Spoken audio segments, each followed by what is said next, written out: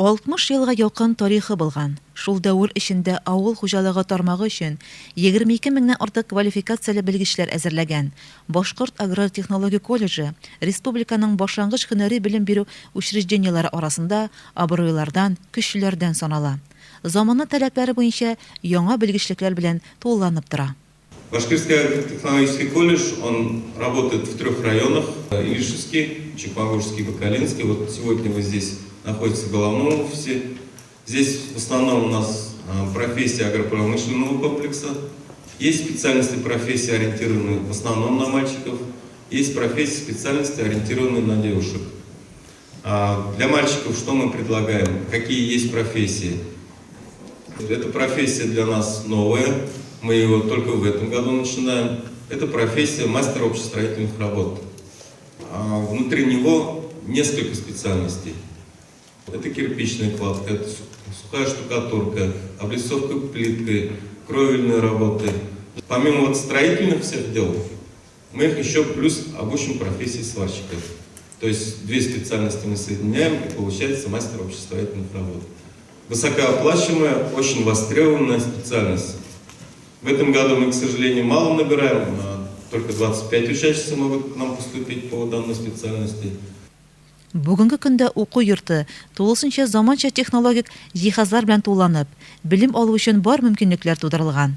Биредә машина трактор паркын техник хезмәтләндерү буенча мастер, ашнакчы, тракторчы-машинист, эретеп ябыштыручы, ветеринария, төзелеш эшләре мастеры һәм башка бик күп һөнәрләр буенча белем алырга була. Шунысы мөһим, биредә белем алган укучылар хезмәткә әзер мөстәкыйль белгечләр булып чыгалар һәм укыган еллар хезмәт кенәгәсенә эшләгән еллар булып керә. Укырга кергәннәр өчен, яшәр өчен барлык уңайлыклар тудырылган ятакта бүлмә бирелә. Укудан тыш буш вакытларда сәнгать белән дә шөгыльләнергә мөмкин. Биредә спорт, вокал, бию һәм башка төрле түгәрәкләр уңышлы эшли. Иң мөһиме, укучылар арытаба белемнәрен югары уку йортында, Уфа шәһәренең аграр университетында дәвам итәргә мөмкиннәр.